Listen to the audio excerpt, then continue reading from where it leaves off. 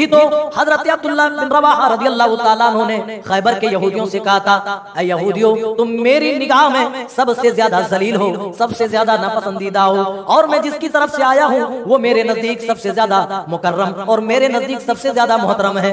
लेकिन नबी सबसे ज्यादा मोहतरम होने के बावजूद और तुम मेरी निगाह में सबसे ज्यादा नापसंदीदा होने के बावजूद भी ये मेरी नापसंदीदगी तुम्हारे ताल्लुक से नाइंसाफी पर नहीं उभार सकती। तो यहूदियों ने क्या कहा था इसी इंसाफ की वजह से तो जमीन और आसमान कायम है। मेरे भाइयों, कल तक हमारे इंसाफ की मिसालें दी जाती थी, आज हम किसी रिश्तेदारी की बुनियाद पर, आज हम खानदानी असलियत की बुनियाद पर, आज हम वतन की हैसियत से, घर बार और दौलत और दूसरी चीजों की बुनियाद पर हम पक्षपात से काम लेते हैं। अल्लाह कह रहा है तुम इंसाफ पर जम जाने वाले बन जाओ।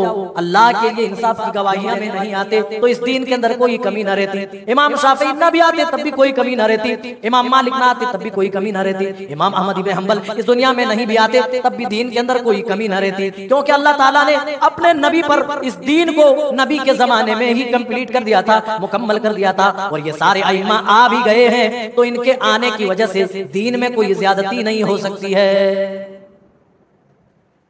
अगर नहीं आते तो दीन में कोई नुकसान नहीं होता, और आ गए हैं तो भी दीन में कोई नुकसान नहीं होगा। तमाम अइम्मा की इज्जत करो, अपने बड़ों की इज्जत करो, अपने उलमा फुक़हा की इज्जत करो, अपने अइम्मा की इज्जत करो, उनकी तौक़ीर और उनका अदब करो। लेकिन जब प्यारे नबी सल्लल्लाहु अलैहि वसल्लम की बात आ जाए, जब प्यारे नबी की हदीस आ जाए, तो किसी इमाम के कौल की वजह से प्यारे नबी के फरमान को न छोड़ो, प्यारे नबी के फरमान को सबसे ऊपर हक की गवाही देने वाले, हक पर कायम रहने वाले बन जाओ। ला यजरिमन्नकुम शनआनु कौमिन अला अल्ला तादिलू। आए मेरे नबी, ये बात जहन नशीन रहे, किसी कौम की दुश्मनी तुम्हें इंसाफ न करने पर कहीं आमादा न करे। यानी किसी कौम से अगर दुश्मनी हो तो दुश्मनी की वजह से ऐसा ना हो कि उनके साथ नाइंसाफी करो। अगर सामने वाला दुश्मन भी हो तो इस्लाम हुक्म देता है, इस्लाम के अंदर इंसाफ की इतनी बड़ी अहमियत है। इस्लाम कहता है कि दुश्मन के साथ भी एहसान किया जाएगा, दुश्मन के साथ भी इंसाफ किया जाएगा। ये यहूदी आज मजलूम मुसलमानों को मारकर बड़े बहादुर बनते, ये इतनी बुज़दिल कौम थी कि अमालिका के सामने ये जीरो से भी जीरो हो गए। और इन्होंने कहा, अरे हमारे नबी मूसा, इन्ना लन नदखुलुहा, हम हरगिज इस शहर में दाखिल नहीं होंगे, हत्ता यखरुजू मिन्हा, जब तक अमालिका नाम का शख्स यहाँ रहेगा हम हरगिज हम फिलिस्तीन में दाखिल नहीं होंगे। हत्ता यखरुजू मिन्हा, जब तक कि वो खुद ब खुद यहाँ से ना निकल जाएं, ये बस्ती छोड़कर ना चले जाएं, हम इनसे लड़ने की सलाहियत नहीं रखते। फ़इन यखरुजू मिन्हा फ़इन्ना दाखिलून, और अगर ये खुद से निकल कर चले गए तो फिर हम राजी खुशी इस शहर में दाखिल हो जाएंगे। अस्सलामु अलैकुम व रहमतुल्लाहि व बरकातुहू। अल्हम्दुलिल्लाहि वहदह वस्सलातु वस्सलामु अला मन ला नबिय्य बअदह, अम्मा बाद। क़ाल अल्लाहु तबारक व तआला, अऊज़ु बिल्लाहि मिनश शैतानिर रजीम, बिस्मिल्लाहिर रहमानिर रहीम, ला युहिब्बुल्लाहुल जहरा बिस्सूइ मिनल क़ौल इल्ला मन ज़ुलिम। आज हम छठे पारे की मुंतखब आयात का खुलासा आपके सामने पेश करेंगे। रब्बुल आलमीन हमें हक बात कहने की तौफीक इनायत फरमा और कहने वाले और सुनने वाले को मुकम्मल तौर पर अमल की तौफीक दे। आमीन तक़ब्बल या रब्बुल आलमीन। पारे का आगाज होता है इसी आयत करीमा से जो अभी हमने आपके बीच पढ़ी है। अल्लाह ताला ने इसमें तमाम बंदों को बताया है, ला युहिब्बुल्लाहुल जहरा बिस्सू, कि बुराई के साथ अपनी आवाज मत बुलंद करो, इल्ला मन ज़ुलिम, मगर उस शख्स के लिए रियायत दी गई जिसके साथ जुल्म हुआ हो। यानी मजलूम के ऊपर ये छूट दी गई है कि उसके ऊपर जो जुल्म हुआ है उस जुल्म को जहां इंसाफ मिलने की उम्मीद हो वहां बयान कर सके। बुराई बयान करना, बुराइयों का ऐलान करना कहीं ना कहीं हमारा शेवा बनता जा रहा है। जब हम में से कोई गलती करता है तो हमारी कोशिश ये होती है कि हम उसको बदनाम करें, उसका इंसल्ट करें, और सरेआम हम उसकी बुराइयां उछालते फिरते हैं। फिर सामने वाला इज्जत नफ्स की वजह से अगर कुछ बोलता है तो हम ये कह देते हैं और ये कहकर पल्लू झाड़ लेते हैं कि हक बात कड़वी होती है। लेकिन हम में से हर एक को ये बात समझनी चाहिए कि अगर हक कड़वी होती तो कभी भी लोग हक को नहीं कबूल करते। हक बात कभी भी कड़वी नहीं होती, याद रखिए। हमारा अंदाज कड़वा होता है। जब हम किसी की इस्लाह कर रहे होते हैं, किसी की बुराई बता रहे होते हैं, तो उसका मेन मकसद होता है उनका इंसल्ट करना, उनकी बेइज्जती करना, उनको बदनाम करना। अल्लाह ताला इस चीज से रोक रहा है, इस चीज से मना कर रहा है। ला युहिब्बुल्लाहुल जहरा बिस्सू, बुराई के साथ आवाज बुलंद करना ये ममनू है। इस्लाह का इस्लाम ने सादा सा तरीका बताया है। अगर किसी की इस्लाह करनी हो तो उसे तन्हाई में बताया जाए कि ये काम गलत है, देखो तुमसे ये खता हो रही है, ये गलती हो रही है, इसकी इस्लाह कर लो। लेकिन सरेआम गलतियां उछालना ये जायज और दुरुस्त नहीं है। रसूल अकरम सल्लल्लाहु अलैहि वसल्लम ने फरमाया, मन सतरा मुस्लिमन सतरहुल्लाहु फिद दुनिया वल आखिरह, जो मुसलमान किसी मुसलमान की दुनिया में सतरपोशी करेगा, उनके ऐबों को ढांपेगा, अल्लाह ताला कयामत के दिन उनके ऐब को ढांपेगा कि जा तूने मेरे बंदे के ऐब को ढांपा था, आज मैं तेरा खाता नहीं खोलता, जा मैंने तेरे ऐब को ढांप दिया। हाँ, उन बुराइयों को नहीं ढांपा जा सकता है, या उन बुराइयों का ढांपना जायज नहीं है जिन बुराइयों को बतलाए बगैर उम्मत की इस्लाह मुमकिन नहीं है। मिसाल के तौर पर किसी के अंदर ऐसी बुराई है, अगर लोग उस बुराई से वाकिफ ना हुए तो खतरे में उनका ईमान पड़ जाएगा, उनका इस्लाम खतरे में पड़ जाएगा, या वो इस गुमराही के शिकार हो सकते हैं, वो इस गुनाह के मुर्तकिब हो सकते हैं। तो ऐसी सूरत में इजाजत है कि वो गुनाह बयान करे। लेकिन आम सूरत हाल में इस तरीके से बुराई के साथ आवाज बुलंद करना, किसी की बुराई उछालना, इसकी इजाजत नहीं है। इल्ला मन जुलिम, हाँ, जो शख्स मजलूम हो तो मजलूम को इजाजत दी जा रही है कि वो अपने साथ हुए अत्याचार, अपने साथ हुए जुल्म को वो बयान करे। प्यारे नबी सल्लल्लाहु अलैहि वसल्लम के पास एक शख्स आया और कहने लगा, अल्लाह के रसूल, मेरा पड़ोसी मुझे सताता है, मेरा पड़ोसी मेरे ऊपर जुल्म करता है। अल्लाह के रसूल ने हुक्म दिया, तुम अपना सामान लो और रास्ते में बैठ जाओ जाकर के। उसने ऐसा ही किया, वो रास्ते के ऊपर बैठ गया। राहगीर आते, चलने वाले आते और उससे पूछते कि भाई मसला क्या है, तू रास्ते पर अपना सामान लेकर क्यों बैठा हुआ है, अपना घर बार छोड़कर यहाँ रास्ते में तू क्या कर रहा है।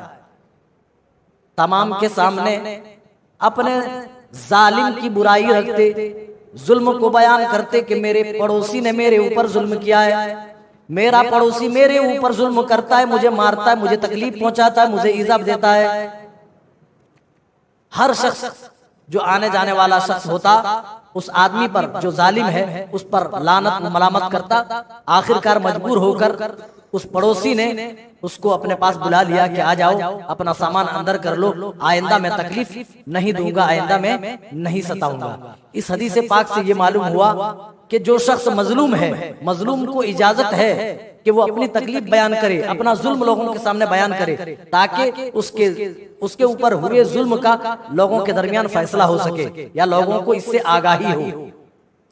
अब इसके बाद अल्लाह ताला हजरत ईसा अलैहिस्सलाम के बारे में बता रहा है, जो नसरानियों का और दूसरे लोगों का अकीदा है। यहूद क्या कहते थे? यहूद का कहना था कि हमने ईसा को मार दिया, कत्ल कर दिया, शहीद कर दिया। और नसरानी का यह अकीदा है कि हमारे लिए ईसा अलैहिस्सलाम सूली पर लटक गए, चढ़ गए, तमाम लोगों के गुनाह को अपने कंधे पे ले लिए और सबकी तरफ से वो सूली पे चढ़ गए। अब कोई अगर नसरानियत कबूल करता है तो डायरेक्ट वो जन्नत के अंदर चला जाएगा, क्योंकि सारे गुनाह ईसा मसीह ने अपने ऊपर ले लिया। अल्लाह ताला ने इन तमाम बातिल अकीदे की तरदीद इस तरह से की, इन्नमल मसीहु ईसा इब्न मरियम रसूलुल्लाह व क़ौलिहिम इन्ना क़तलनल मसीह ईसा इब्न मरियम रसूलुल्लाह, और उनका ये कहना कि हमने ईसा इब्न मरियम को कत्ल कर दिया, अल्लाह के रसूल ईसा को कत्ल कर दिया। अल्लाह कह रहा है वमा क़तलूहु वमा सलबूहु वलाकिन शुब्बिहा लहुम, न ही ये कत्ल कर पाए और न ही ये सूली पे चढ़ा सके, वलाकिन शुब्बिहा लहुम, लेकिन अल्लाह ताला ने इनके लिए हजरत ईसा अलैहिस्सलाम की शबीह बना दी, उनका एक हमशक्ल बना दिया, जिसकी वजह से वो गुमराही के शिकार हो गई, वो गुमराह हो गई। व इन्नल्लज़ीना इख्तलफ़ू फ़ीह, अल्लाह आगे कह रहा है जो हजरत ईसा अलैहिस्सलाम के बारे में कह रहे हैं व इन्नल्लज़ीना इख्तलफ़ू फ़ीही लफ़ी शक्किम मिन्हु, जो कोई भी ईसा अलैहिस्सलाम के बारे में इख्तिलाफ कर रहा है, लफ़ी शक्किम मिन्हु, वो खुद शक को तरद्दुद में पड़े हुए, मा लहुम बिही मिन इल्मिन, इस ताल्लुक से उनके पास कोई इल्म नहीं है, इल्ला इत्तिबाअज़्ज़न, बस वो जन कर रहे हैं, वो गुमान कर रहे हैं, बस वो गुमानों के सहारे जी रहे हैं, वो अटकल पच्चू मार रहे हैं, हवा में तीर चला रहे हैं, हकीकत से जर्रा बराबर भी शायबा नहीं है, हकीकत का कुछ भी शायबा नहीं है, वो बस ऐसे ही कह रहे हैं। इसके बाद अल्लाह ताला अहले किताब को दीन में गुलू करने से रोक रहा है। अहले किताब से कह रहा है, या अहलल किताब, आए वो लोगों जो किताब दिए गए हो, यानी जिनको अल्लाह की तरफ से किताब दी गई है, जिन्हें अल्लाह की तरफ से किताब मिली है, ला तगलू फी दीनिकुम, तुम अपने दीन के अंदर गुलू मत करो। दीन के अंदर गुलू करना, कोई चीज नहीं है उसको ऐड कर देना, या कोई चीज है उसको हटा देना, वो यही करते थे। अपनी किताबों के साथ उन्होंने तहरीफ की, जो आयतें उनकी किताबों में थी उसको हटा दिया, और जो नहीं थी अपनी मनमर्जी उस किताब के अंदर डाल दिया। अल्लाह ताला ने कहा, ला तगलू फी दीनिकुम, दीन के मामले में तुम गुलू मत करो, हद से तजावुज मत करो। किसी की शान में इस कदर बढ़ा चढ़ा करके पेश करना कि उसकी शान से ऊपर बिठा देना, इसी का नाम गुलू है। प्यारे नबी सल्लल्लाहु अलैहि वसल्लम भी अपनी उम्मत को बतला रहे हैं, ला तुतरूनी कमा अतरतिन नसारा फी ईसा इब्न मरियम, ऐ लोगो तुम मेरे बारे में गुलू मत करना। दुनिया में सबसे पहले शिर्क का वजूद कैसे हुआ? इसी गुलू की वजह से हुआ। कौम नूह, सबसे पहले कौम नूह से बुतों की पूजा शुरू होती है, शिर्क का ईजाद वहीं से होता है। उनमें कुछ अच्छे लोग थे, जब वो मरे तो शैतान ने उनके बाद के लोगों को गुमराह किया, ये तुम्हारी कौम के सबसे अच्छे लोग थे, ये कौम के सबसे नेक लोग थे, ये कौम के सबसे बुजुर्ग लोग थे, तुम इनको याद करो, इनकी कब्रों में जाओ। याद करते गए और उनकी कब्रों में जाकर के बैठने लगे। फिर शैतान ने वसवसा डाला कि इस तरह याद करने से क्या होगा, क्यों ना इनकी मूरत बना लो, इनका स्टेचू बना लो, इनका मुजस्समा तैयार कर लो, और जहां ये बैठा करते थे उनकी मजलिसों में जाकर के नस्ब कर दो। इतना इज्जत, इतना एहतराम शैतान ने उन बुजुर्गों का उनके मरने के बाद इनकी निगाहों में डाला कि उन्होंने उनके मुजस्समे बनाए, स्टेचू बनाकर उनकी जो मजालिस होती थी उन मजलिसों में ये बुत नस्ब कर दिए गए। ये कौम जब गुजर गई, दूसरी कौम आई, तो दूसरी कौम ने उसकी पूजा और प्रस्तिश और बंदगी शुरू कर दी। अब मुकम्मल तौर पर शिर्क का ईजाद हो चुका था, बुतों की इबादत और प्रस्तिश हो रही थी। तो इस तरीके से गुलू के जरिए से शिर्क का ईजाद हुआ। इसीलिए आप अपनी उम्मत को मना कर रहे हैं, ऐ मेरी उम्मत के लोगों, मेरी शान में हद से तजावुज मत करना। इन्नी अब्दुल्लाह फ इन्नमा अब्दुल्लाह, मैं अल्लाह का बंदा हूँ और रसूल हूँ और उसका रसूल हूँ। फक़ूलू अब्दुल्लाह व रसूलु, तो तुम लोग मुझे अल्लाह का बंदा और उसका रसूल कहो। गुलू की बुनियाद पर बड़े बड़े कारनामे इजाद हुए इस दुनिया में। जिन्होंने अल्लाह को छोड़कर गैरुल्लाह को माबूद बनाया, उसका सबब अगर आप तलाश करें तो कहीं ना कहीं गुलू ही सबब मिलेगा आपको। आज भी रसूल अकरम सल्लल्लाहु अलैहि वसल्लम की शान में गुलू किया जा रहा है, आपको उलूहियत के दर्जे पर फाइज किया जा रहा है। लोग गुलू के ही जरिए अपने अपने इमामों को नबियों का दर्जा दे रहे हैं। अल्लाह ताला ने जिसको जिस मकाम पे रखा है उसी मकाम पे हमें और आपको भी रखना चाहिए। इसीलिए आप अपनी उम्मत को कह रहे हैं, अरे मेरी उम्मत के लोगों, मेरी शान में तुम हद से ज्यादा तजावुज मत करना। अल्लाह ने मुझे जो मकाम दिया है, अल्लाह ने जो मुझे रुतबा दिया है, उसी मकाम और उसी रुतबे पे मुझे रखना। अल्लाह ताला इसीलिए कह रहा है, ला तगलू फी दीनिकुम, तुम दीन के मामले में अहले किताब तुम गुलू मत करो, हद से तजावुज मत करो। वला तक़ूलू अलल्लाहि इल्लल हक़, वो अल्लाह के ऊपर ऐसी ऐसी बातें कहते थे जो बातें हक से बड़ी दूर थी। अल्लाह ताला ने उससे रोक दिया, पाबंदी लगा दी। ऐ अहले किताब, वला तक़ूलू अलल्लाहि इल्लल हक़, अल्लाह के बारे में हक के सिवा तुम अपनी जबान से कुछ ना निकालो। और जहां तक ईसा इब्न मरियम के बारे में सवाल है तो अल्लाह ताला उनके बारे में बता रहा है, इन्नमल मसीहु ईसा इब्न मरियम रसूलुल्लाह, ईसा इब्न मरियम रसूलुल्लाह व कलिमतु अलकाहा इला मरियम व रूहुम मिन। अल्लाह फरमा रहा ईसा इब्न मरियम तो मेरे भेजे हुए एक रसूल है और अल्लाह का कलिमा है। इन्नमल मसीहु ईसा इब्न मरियम रसूलुल्लाह व कलिमतु अलकाहा इला मरियम, जिसे अल्लाह ताला ने मरियम की तरफ भेजा, मरियम की तरफ डाला। वो हजरत ईसा अलैहिस्सलाम के बारे में जो अकीदा रखते थे उस अकीदे की अल्लाह ताला तरदीद कर रहा है। वो तो अल्लाह के रसूल हैं, अल्लाह का कलमा है, अल्लाह के पास वो रूह है, और कह रहा है जिसको अल्लाह ताला ने हजरत मरियम की तरफ डाला था। फ़आमिनू बिल्लाहि व रुसुलिही, तो तुम अल्लाह पर ईमान लाओ, व रुसुलिही, और उसके रसूलों पर ईमान लाओ।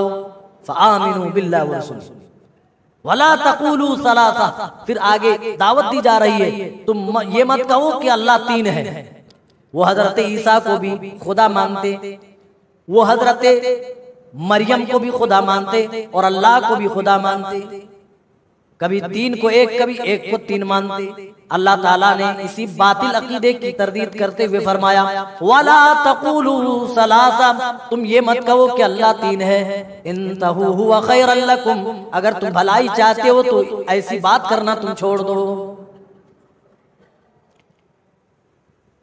अल्लाह फरमा रहा है कि तुम ऐसी बात कर रहे हो, अल्लाह तो इस चीज से पाक है कि उसके लिए कोई औलाद हो। इसके बाद अल्लाह ताला बंदों को बता रहा है कि अल्लाह की तरफ से तुम्हारे पास एक दलील आ चुकी है, एक बुरहान आ चुका है, उसकी पैरवी करो। क़द जाअकुम मिनल्लाहि नूरुन व किताबुम मुबीन, तुम्हारे पास तुम्हारे परवरदिगार की तरफ से बुरहान आ चुका है, तुम्हारे परवरदिगार की तरफ से दलील आ चुकी है। इसके बाद सूरह मायदा की शुरुआत होती है। सूरह निसा का थोड़ा ही हिस्सा छठे पारे के अंदर है, बकिया हिस्सा जो है वो सूरह मायदा के अंदर आता है। यहां से सूरह मायदा स्टार्ट हो रहा है। मायदा के माने होते हैं दस्तरखान। दस्तरखान मालूम है ना, जिसमें हम बैठ करके खाना खाते हैं। असल में मायदा इस सूरत का नाम इसलिए पड़ा, हजरत ईसा अलैहिस्सलाम जब इनको दावत दे रहे थे, एक अल्लाह की तरफ बुला रहे थे, तो इन्होंने हजरत ईसा से एक मुतालबा किया। ये वो लोग थे जो हजरत ईसा अलैहिस्सलाम पर ईमान रखने के लिए, ईमान कबूल करने के लिए आए थे, लेकिन एक मुतालबा किया, ईसा इब्न मरियम, हम आपको अल्लाह का रसूल मानेंगे, क्या आप हमारे लिए आसमान से खाने पीने का कोई दस्तरखान उतरवा सकते हैं? ये जोमेटो और स्विगी तो बाद में आया, इन्होंने तो अपने नबी ईसा से खाना डिलीवर कराया, कहा कि अल्लाह आसमान से हमारा खाना मंगाओ, पूरा एक दस्तरखान हो, आसमान से हमारे लिए खाना नाजिल करवाओ, तब हम आपको नबी मानेंगे। तो अल्लाह ताला ने अल्लाह के नबी हजरत ईसा ने उनकी इस फरमाइश पर अल्लाह ताला से इल्तिजा की, दुआ की, अल्लाह खाना नाजिल फरमा दे ताकि मेरे लोग मेरे ऊपर ईमान लाएं और मेरी रिसालत के गवाह बने। हजरत ईसा अलैहिस्सलाम की दुआ पर अल्लाह ताला ने एक बड़ा सा दस्तरखान नाजिल किया, जिसमें मुख्तलिफ खाने पीने के अनवा व अक़साम मौजूद थे। इसीलिए इस सूरत का नाम मायदा पड़ा। अल्लाह ताला इस सूरत की इब्तिदा में तमाम को वादे की पाबंदी, अहद की पाबंदी करने का हुक्म दे रहा है। या अय्युहल्लज़ीना आमनू औफू बिल उक़ूद, ऐ ईमान वालो अपने अहद और अपने वादों की पाबंदी करो, जो वादा करो उसको पूरा करो। तुमने अपने रब से जो वादा किया है उस वादे को भी पूरा करो। जो वादा तुम्हारा तुम्हारे दीन के साथ है, तुम्हारे रसूल के साथ है, उस वादे में भी तुम खरे उतरो। और लोगों से जब तुम वादा करो तो उस वादे को भी पूरा करो। प्यारे नबी सल्लल्लाहु अलैहि वसल्लम ने फरमाया, आयतुल मुनाफिक सलास, मुनाफिक की 3 निशानियां हैं। पहली निशानी इदा हद्दस कज़ब, जब बात करे तो बात बात पर झूठ बोले। और दूसरी निशानी व इदा वादा अखलफा, जब कोई वादा करे, जब कोई अहद करे तो उस वादे की वादा खिलाफी करे, उस अहद की परवाह ना करे, उस अहद को तोड़ दे। तीसरी निशानी व इदा तुमिना खाना, जब उसके पास अमानतें रखी जाए तो उस अमानत में वो खयानत करे। तो वादा पूरा करना ये मोमिनीन की निशानियां है, वादा तोड़ना ये मुनाफिक की निशानी है। अल्लाह वही कह रहा है, ऐ ईमान वालो अपने अहद की पाबंदी करो, अपने वादे पूरे करो।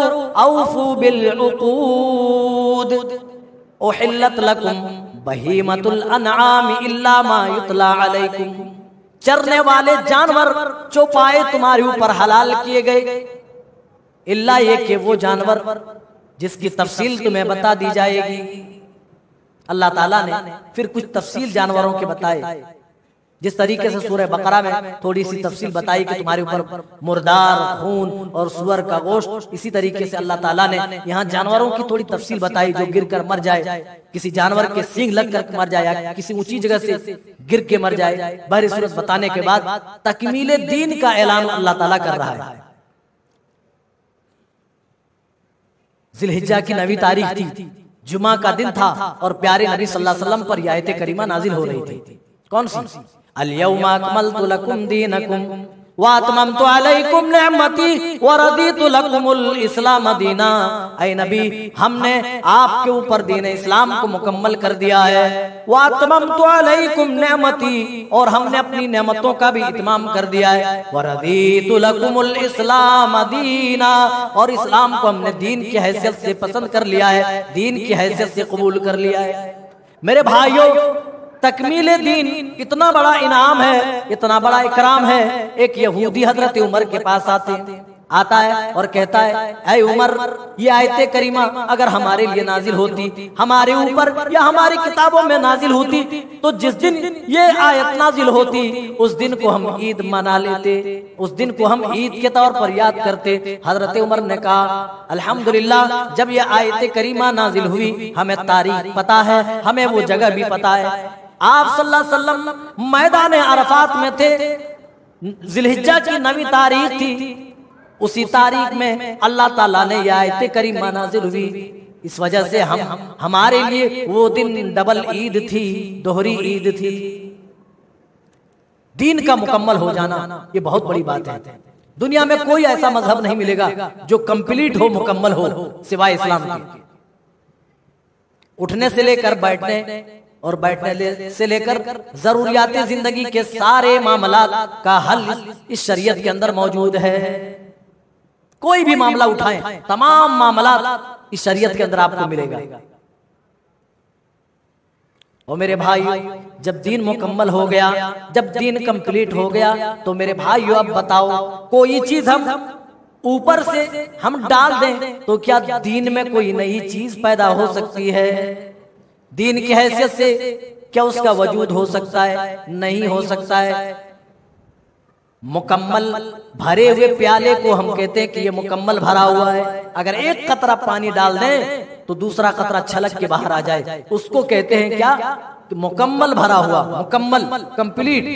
एक कतरा भी डालने के ऊपर से गुंजाइश ना हो। आप पानी लेकर के आए, पूरा लबालब गिलास भरा हुआ हो, एक कतरा डालें, दूसरा कतरा छलक के बाहर निकल जाएगा, उसको कहते हैं कंप्लीट, मुकम्मल भरा हुआ। उसी तरीके से हमारा दीन है, हमारा इस्लाम है। अल्लाह ताला ने इसे अपने रसूल के ऊपर, रसूल ही की जिंदगी में इसे मुकम्मल कर दिया, कंप्लीट कर दिया।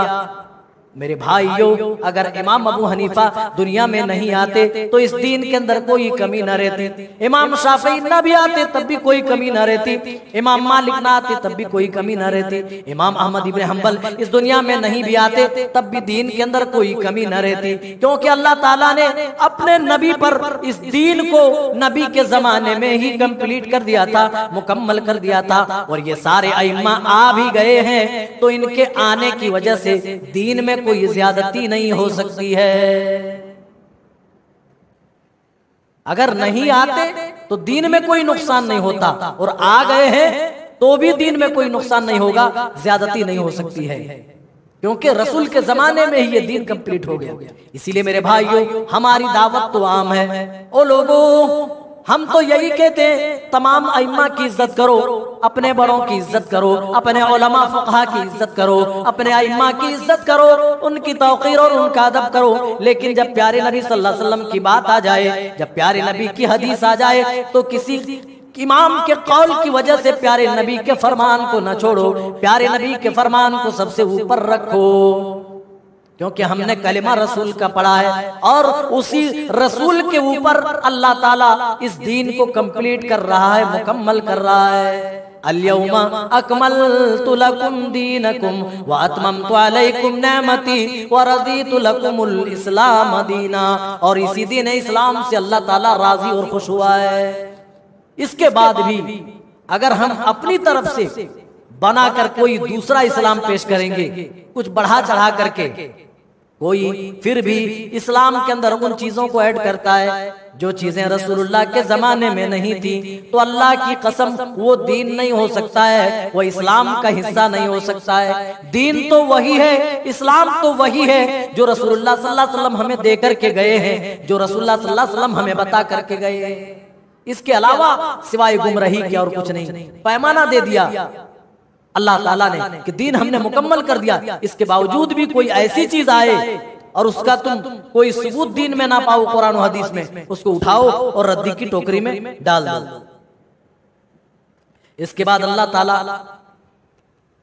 एक बड़ी अहम बात बता रहा है जिससे कई मसाइल हल हो जाएंगे।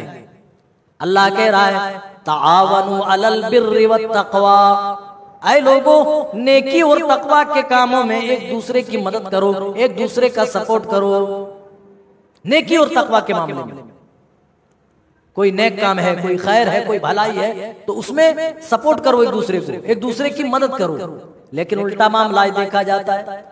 अल्लाह तो यही कह रहा है ताआवनु अलल बिर्रि वत तक़वा, ऐ लोगों नेकी और तकवा के कामों में एक दूसरे की मदद करो, एक दूसरे का सपोर्ट करो। लेकिन वला ताआवनु अलल इस्मि वल उद्वान, लेकिन तुम नाफरमानी और गुनाह के कामों में एक दूसरे की मदद न करो, एक दूसरे का सपोर्ट न करो।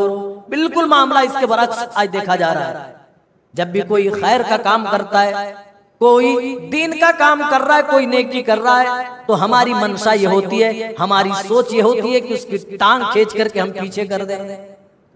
ऐसा नहीं कि उसकी नेकी में हम भी शामिल हो जाएं, हम भी नेक बन जाएं, हम भी मुत्तकी परहेजगार बन जाएं, हम भी अल्लाह के यहाँ अजर वाले बन जाएं। ये सोच नहीं होती है, बल्कि वो ऐसा क्यों कर रहा है, वो अल्लाह के दीन का काम कर रहा है, वो नेकी कर रहा है, तो उसकी टांग पकड़ के खींचते हैं। नहीं मेरे भाई, बल्कि तुम्हारे अंदर तो हिर्स ये होनी चाहिए, अगर वो नेकी कर रहा है तो मैं भी नेकी करूं, अगर वो सवाब कमा रहा है, वो अजर पा रहा है, तो मैं भी ऐसा काम करूं जिसकी वजह से अल्लाह के यहाँ अजर वाला बन जाऊं।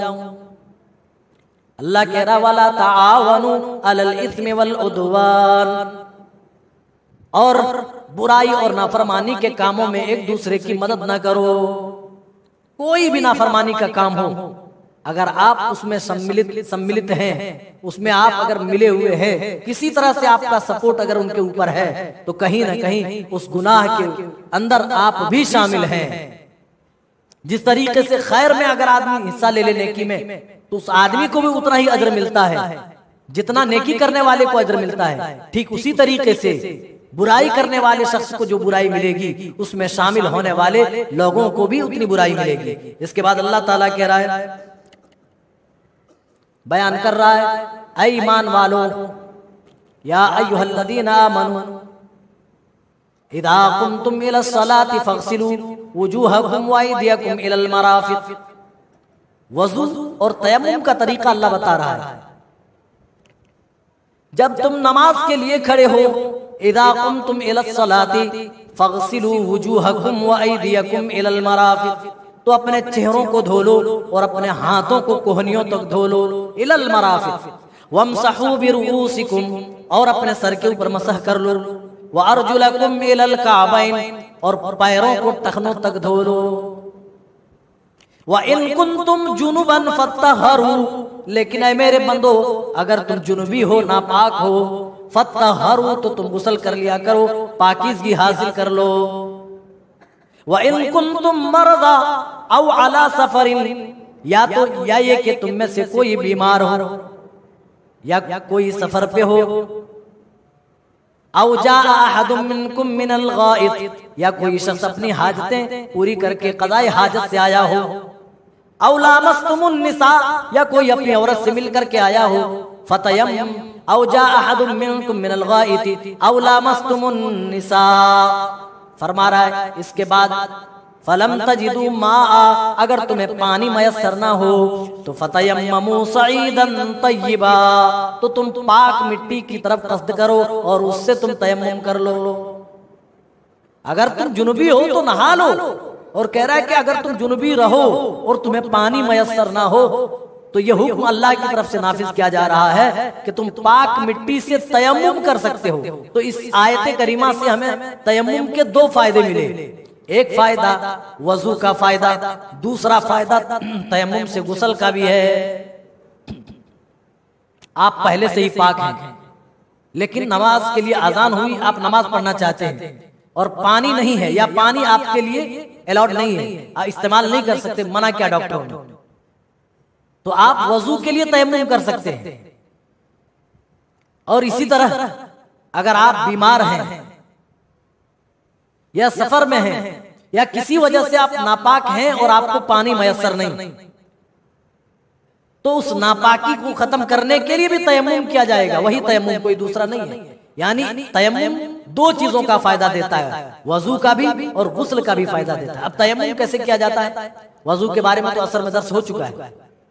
तयम्मुम कैसे किया जाएगा, पाक मिट्टी में बिस्मिल्लाह कह करके ऐसे हाथ मारा जाएगा, फिर फूंक मारना चाहे तो ऐसे, फिर वमसहू बिवुजूहिकुम व अयदीकुम, ऐसे हो गया, तयम्मुम हो गया। मट्टी घसने की जरूरत नहीं, जिस तरह वजू करते हैं उस तरह घसने की जरूरत नहीं है, बल्कि ऐसे बिस्मिल्लाह कह के मारा, फूंक मारी, चेहरे पे मल लिए और ये हाथ में कर लिया, बस। अगर बेवजू है तो वजू हो गया, नापाक है तो आप पाक हो गए। लेकिन कंडीशन है जो आपको बता दिया गया। उन कंडीशनों में जब पानी ना मिले या पानी आपके लिए इस्तेमाल करना मुश्किल हो, या आपके लिए बताया गया हो कि किसी भी हाल में इस्तेमाल नहीं करना, ममनू हो, तो ही आप ये कर सकते हैं।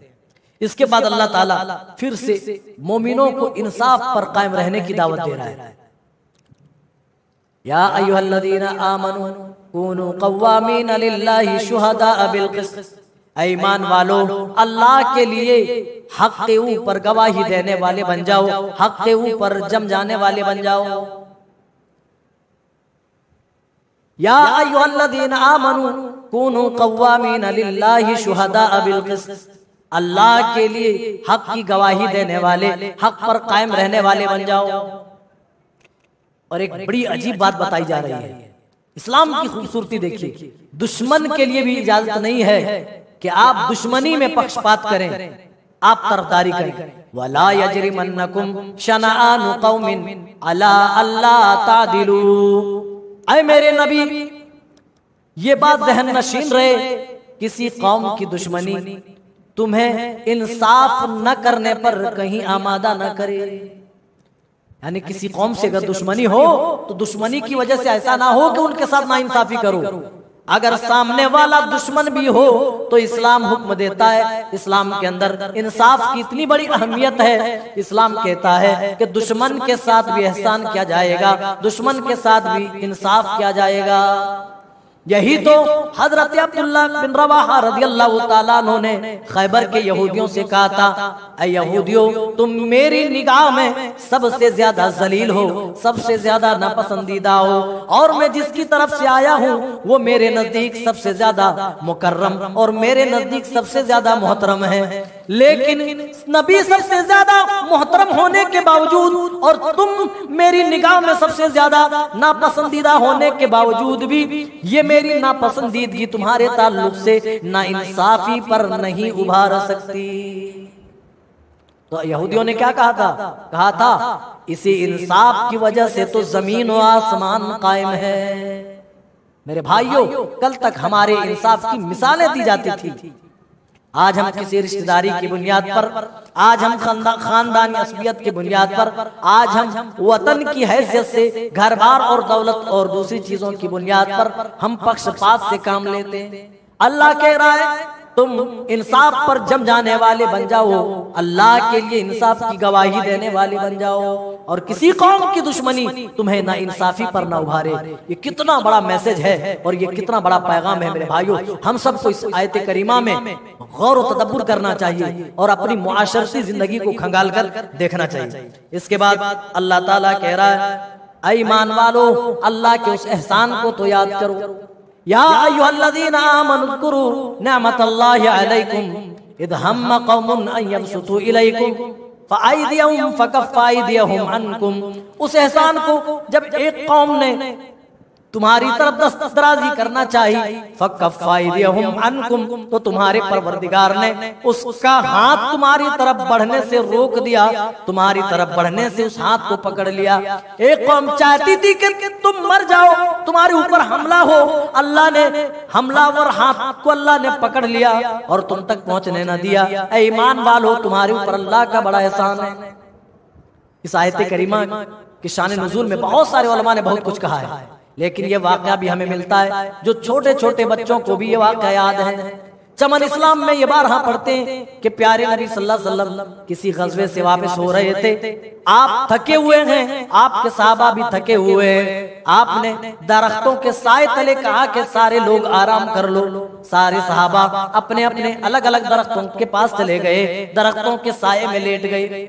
प्यारे नबी सल्लल्लाहु अलैहि वसल्लम भी एक दरख्त के पास गए, वहां अपनी तलवार लटकाई और उस दरख्त के साए में आप लेट गए। चुपचाप एक काफिर आता है, आपकी लटकी हुई तलवार हाथ में उठाता है और आपके ऊपर आपकी गर्दन में सोत लेता है और कहता है, ऐ मोहम्मद, अब बताओ मेरे हाथों से तुझे कौन बचा सकता है? ऐ मोहम्मद, मेरे हाथ में तलवार है और मेरी तलवार तेरी गर्दन में है। ऐ मोहम्मद, बताओ तुम्हें कौन बचा सकता है? प्यारे नबी सल्लल्लाहु अलैहि वसल्लम तो अल्लाह पर बहुत ज्यादा भरोसा करने वाले थे, सबसे ज्यादा अल्लाह पर यकीन और तवक्कुल करने वाले थे। आपने बड़े सब्र और तहम्मुल के साथ, बड़े ही इत्मीनान के साथ जवाब दिया, अल्लाह बचाएगा। इस तरह आपने अल्लाह का नाम लिया कि उसके ऊपर खौफ तारी हो गया, उसके ऊपर रिक्कत व पसीजगी आ गई, उसका दिल कांप गया, वो थर थर कांपने लगा, तलवार छूटकर जमीन पे गिर गई। प्यारे नबी ने तलवार उठाई और उसकी गर्दन में सोच करके आपने कहा, अब बताओ मेरे हाथों तुझे कौन बचाएगा? कहने लगा, आप तो बड़े ही इंसाफ शख्स हैं और आपका एहसान तो दूर दूर तक लोगों में चर्चित है, इसीलिए आप हम पर एहसान कीजिए और हमें माफ कीजिए। प्यारे नबी सल्लल्लाहु अलैहि वसल्लम ने उस पर एहसान करते हुए उसे माफ कर दिया। प्यारे नबी ने उसे दरगुजर कर दिया। अल्लाह ताला ने मोमिनों पर कई एहसानात किए, ये पहला नहीं है कि अल्लाह ताला जिसके बारे में कह रहा, उज़्कुरू निअमतल्लाह इज़ हम्म कौमुन अन यबसुतू इलैकुम अयदियहुम फ़कफ़्फ़ा अयदियहुम अन्कुम। बहुत सारी नेमतें हैं मेरे भाइयों। बनी इसराइल को अब आगे हुक्म दिया जा रहा है। बनी इसराइल जब हजरत यूसुफ अलैहिस्सलाम मिस्र में बादशाह बने, मिस्र में जब से बादशाह बने तब से बनी इसराइल के लोग वहीं पर रह रहे थे। जब फिरौन का जब जुल्म बहुत ज्यादा बढ़ा और फिरौन ने ईमान वालों को, उन यहूदियों को मारना चाहा जो लोग मूसा अलैहिस्सलाम पर ईमान लाए थे, उनको और मूसा को, तो अपनी कौम को लिए हुए मूसा अलैहिस्सलाम दरिया पार करके निकल जाते हैं जहां फिरौन को डुबाया। उसके बाद अल्लाह ताला ने इनको हुक्म दिया यहूदियों को कि तुम अर्ज़ मुक़द्दस फिलिस्तीन को जाओ, अपना वतन बनाओ। हजरत मूसा अलैहिस्सलाम वही अपनी कौम वालों से कह रहे हैं, या कौम उदखुलुल अर्ज़ल मुक़द्दसतल्लती कतबल्लाहु लकुम वला तर्तद्दू अला अदबारिकुम फतनक़लिबू ख़ासिरीन।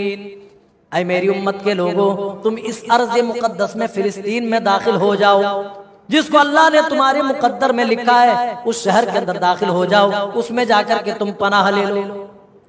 तो तारीख की किताबों में मिलता है कि वहां पर अमालिका नाम का एक बहुत जोरावर शख्स था जिसकी हुकूमत थी, बहुत जबरदस्त हुकूमत थी। ये बनी इसराइल के लोग, ये यहूदी आज मजलूम मुसलमानों को मारकर बड़े बहादुर बनते। ये इतनी बुज़दिल कौम थी कि अमालिका के सामने ये जीरो से भी जीरो हो गए। और इन्होंने कहा, अये हमारे नबी मूसा, इन्ना लन नदखुलुहा, हम हरगिज हरगिज इस शहर में दाखिल नहीं होंगे, हत्ता यखरुजू मिन्हा, जब तक अमालिका नाम का शख्स यहाँ रहेगा, हम हरगिज हरगिज हम फिलिस्तीन में दाखिल नहीं होंगे। हत्ता यखरुजू मिन्हा, जब तक कि वो खुद ब खुद यहाँ से ना निकल जाएं, ये बस्ती छोड़कर ना चले जाएं, हम इनसे लड़ने की सलाहियत नहीं रखते। फ़इन यखरुजू मिन्हा फ़इन्ना दाखिलून, और अगर ये खुद से निकल कर चले गए तो फिर हम राजी खुशी शहर में दाखिल हो जाएंगे। क्या कहा? अगर ये अपनी खुशी से छोड़कर चले जाएं तो ही हम दाखिल होंगे। इनकी कौम में दो ही अच्छे लोग हैं, दो अच्छे लोग। अल्लाह ताला उन दो लोगों का अपनी किताब में इस बारे में जिक्र कर रहा है, और जिक्र करते हुए बता रहा है, ओ लोगों, इन दो लोगों ने अपनी कौम वालों से कहा कि चलो ठीक है, तुम दाखिल नहीं होते, दरवाजे तक तो कम से कम आ जाओ, अल्लाह ताला तुम्हारा गलबा तक तुम्हें गलबा दे देगा, तुम्हें फतह नुसरत अता कर देगा, दरवाजे के पास ही आ जाओ। तो उन्होंने कहा, ऐ मूसा, हम आखिरी बात कहते हैं, इन्ना लन नदखुलुहा, हम हरगिज हरगिज दाखिल नहीं होंगे, अबदम मा दामू फीहा, जब तक वो वहां रहेंगे हम हरगिज दाखिल नहीं होंगे। फज़हब अंत व रब्बुका फ़क़ातिला इन्ना हाहुना क़ाइदून, तो तुम जाओ, तुम्हारा रब जाए, तुम लड़ो, तुम्हारा रब लड़े, इन्ना हाहुना क़ाइदून, हम यहाँ बैठ करके तमाशा देखेंगे, हम नहीं जाने वाले, हम तो यहीं पर बैठेंगे। क्या कहा? हम नहीं जा सकते, अमालिका की फौज से हम टक्कर नहीं ले सकते। ये वही बुज़दिल कौम है मेरे भाइयों, जो आए दिन मुसलमानों को परेशान करती है, तंग करती है। क्या कहा? हरगिज हरगिज दाखिल नहीं होंगे। अल्लाह ताला ने फिर इनके बारे में क्या फैसला किया? अल्लाह ताला ने इनके बारे में फैसला किया, हजरत मूसा अलैहिस्सलाम ने इनके लिए बद्दुआ की, फफरुक बैनना व बैनल कौमिल फासिकीन, अल्लाह ये मेरी नाफरमान कौम के दरमियान और मेरे दरमियान तू जुदाई डाल दे। अल्लाह ताला ने एक मैदान के अंदर इनको जमा किया और इस जमीन को 40 साल तक इनके ऊपर हराम कर दिया। कितने दिनों तक? 40 साल तक ये भटकते रहे, दर दर भटके, दूसरी कौमों से ये पिटते रहे, मार खाते रहे। अल्लाह ने इनके मुकद्दर में लिख दी थी, लेकिन ये लेने को तैयार नहीं थे, ये अल्लाह के रास्ते में लड़ने को तैयार नहीं थे। इन्होंने बुज़दिली दिखाई और कहा, अबदम मादामू फीहा फज़हब अंत व रब्बुक, आप जाएं, आपका रब जाए, आप लड़ो, आपका रब लड़ो, हम तो यहीं पर बैठे। प्यारे नबी, आपने फजर में भी वो वाक़या सुना, प्यारे नबी सल्लल्लाहु अलैहि वसल्लम जब ग़ज़वा बद्र में निकल रहे हैं तो सहाबा से मुशावरत कर रहे हैं, सहाबा से मशवरा तलब कर रहे हैं, कह रहे हैं इतनी बड़ी फौज है, उसके सामने हम कैसे लड़ाई करेंगे। हज़रत मिक़दाद इब्न अस्वद रज़ियल्लाहु ताला अन्हु उठते और कहते, अल्लाह के रसूल, हम मूसा की कौम नहीं है जो आपसे इस तरह कहेंगे, इज़हब अंत व रब्बुका फ़क़ातिला इन्ना हाहुना क़ाइदून, हम ये नहीं कहेंगे आप लड़ो, आपका रब लड़े। ऐ प्यारे नबी, हम तो आपके ऊपर जान निछावर करने वाले लोग हैं, हम आपके आगे लड़ते नजर आएंगे, पीछे लड़ते नजर आएंगे, दाएं तरफ लड़ते नजर आएंगे, बाएं तरफ लड़ते नजर आएंगे। अल्लाह के रसूल, जब तक एक आंख में भी हरकत हमारी रही, अल्लाह की कसम हम दाएं बाएं लड़ते नजर आएंगे, आपके शाना बशाना हम लड़ते नजर आएंगे। हम मूसा की कौम नहीं है जो हम आपसे ये कहेंगे कि आप लड़ो, आपका रब लड़े। अल्लाह 40 साल तक इस हुक्म को तोड़ने की वजह से अल्लाह ताला ने इन्हें भटकने पर मजबूर कर दिया। 40 साल तक ये भटकते रहे बहरे सूरत। मेरे भाइयों, ये ऐसी कौम थी जिन्होंने कभी भी अल्लाह की फरमाबरदारी नहीं की। अल्लाह ने बड़े बड़े एहसानात इनके ऊपर किए, मन्ना व सलवा नाजिल किया इनके ऊपर, जहां ये चलते थे इनके ऊपर अल्लाह ताला बादल चलाता था ताकि इनको धूप न लगे। जानते हो, जब ये कौम प्यासी हुई तो अल्लाह ताला ने इनके कौमों के हिसाब से, इनके खानदान के हिसाब से 12-12 चश्मे एक साथ निकाले।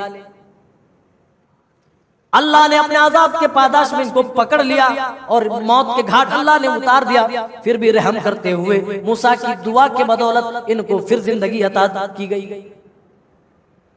ये वो कौम थी मेरे भाइयों जिसकी दास्तान पूरे कुरान पाक में भरी पड़ी है। आगे बढ़ते हैं और अल्लाह कह रहा है, चलते चलाते हजरत आदम के दो बेटों का भी किस्सा आप याद कीजिए। वतलु अलैहिम नबअ बनी आदम बिल हक, आप हक के साथ आदम के दो बेटों का भी किस्सा सुना दीजिए, आप इनको बता दीजिए। इज़ क़र्रबा क़ुरबानन, जब वो दोनों अल्लाह की राह में नजर दे रहे थे, अल्लाह की राह में कुर्बानी दे रहे थे। इज़ क़र्रबा क़ुरबानन फ़तुक़ुब्बिल मिन अहदिहिमा व लम युतक़ब्बल मिनल आख़र, अल्लाह ने एक की कुर्बानी, एक की नजर तो कबूल कर ली, लेकिन दूसरे की नजर को अल्लाह ने कबूल न किया, दूसरे की कुर्बानी को अल्लाह ने रद्द कर दिया। तो दूसरे भाई ने कहा जिसकी कुर्बानी कबूल हो गई थी कि अल्लाह ताला तो तकवा शिआरों और मुत्तकियों की कुर्बानी अल्लाह ताला कबूल करता है। तो दूसरे भाई ने जिसकी कुर्बानी कबूल नहीं हुई थी, उसने कहा कि मैं तुम्हें जान से मार दूंगा, जान से मार दूंगा। आज भी किसी को कुछ कहे तो फौरन आस्तीन चढ़ाकर यही धमकी देता है, उठा लूंगा या देख लूंगा। तो उसने इसी तरह का जुमला कहा, मैं तुम्हें देख लूंगा या जान से मार दूंगा। किस चीज के लिए नजर दी गई थी या किस चीज के लिए उन्होंने कुर्बानी पेश की, पूरी कुतुब अहादीस में कहीं भी इसकी तफसील नहीं है। बेटों का नाम क्या था इसके बारे में भी कोई सही रिवायत नहीं। अलबत्ता हाबिल और काबिल बताया जाता है। काबिल ने कहा कि मैं तुम्हें जान से मार दूंगा। फिर हाबिल कहने लगे इन्नी उरीदु अन तबूअ बिइस्मी व इस्मिका फतकून मिन अस्हाबिन नार, मैं भी तो यही चाहता हूँ तू मेरा कत्ल करे और मेरा गुनाह भी अपने सर के ऊपर लाद ले।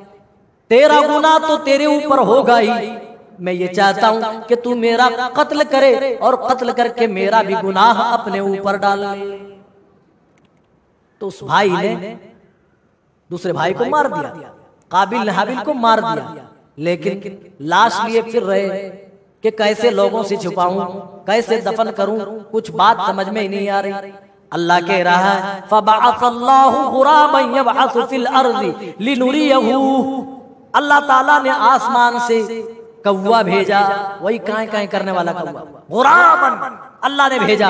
वो कौवा गड्ढा खोदने लगा पूरी जिस तरीके से तदफीन का अमल वजूद में आता है उस तरीके से कौवे ने नकल करके दिखाई। तो वो माथा पीटने लगा काबिल और कहने लगा मेरे पास इतनी भी अकल न बची, एक कौवे जैसा भी मेरे पास, कौवे जैसी भी अकल न रही, कौवे जैसी सोच भी मेरे अंदर न रही। इस तरीके के अल्फाज उन्होंने कहे। इसके बाद अल्लाह ताला अपने नबी से कह रहा है या अय्युहर रसूल बल्लिग मा उनज़िला इलैका मिर रब्बिक, आए मेरे नबी आप तबलीग कर दीजिए। किस चीज की तबलीग होगी?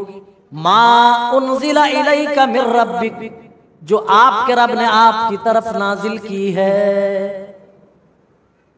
तबलीग करने का अल्लाह तरीका बता रहा है, ये नहीं कि दूसरी किताबें लोगों इंसानों के हाथों की लिखी हुई किताब लेकर दर दर ठोकरे का।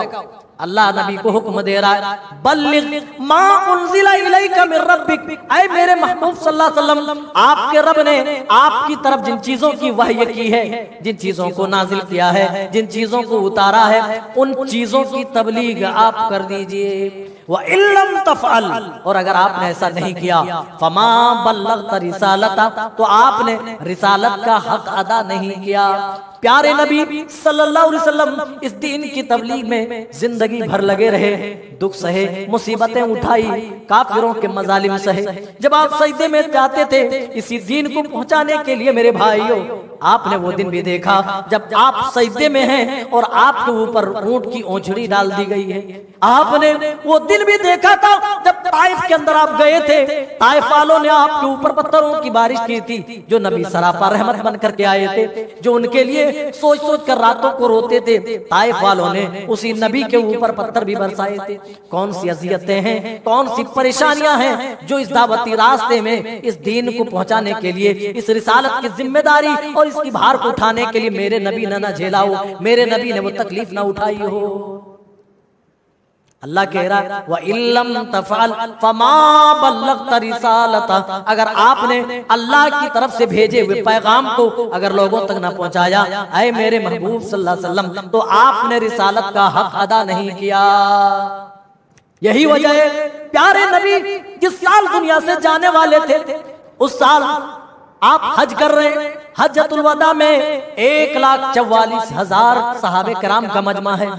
और तमाम सहाबा से आप खिताब करके कह रहे हैं हल बल्लगता, क्या मैंने अल्लाह का दीन तुम्हें पहुंचा दिया? मैंने टाइम तो देखा ही नहीं, टाइम बहुत हो गया मेरे भाई, बड़े इख्तिसार के साथ, क्या मैंने अल्लाह का दीन तुम तक पहुंचा दिया है? तमाम ने कहा अल्लाह के रसूल हाँ हाँ, आपने अल्लाह का दीन पहुंचा दिया है। आपने अल्लाह ताला ने आपके ऊपर जो जिम्मेदारी डाली थी, आपने वो उस जिम्मेदारी का हक अदा कर दिया है। आपने अल्लाह का दीन लोगों तक पहुंचा दिया है। आप खड़े हुए और आपने कहा अल्लाहुम्मा शहद, अल्लाहुम्मा शहद, अल्लाह तू गवाह रहना, तू गवाह रहना, तू गवाह रहना, जो जिम्मेदारी मेरे कंधों पर तूने डाली थी उस जिम्मेदारी को मैंने बखूबी निभा दिया है। ये सारे लोग गवाह हैं और अल्लाह इस पर तू ही गवाह हो जाना।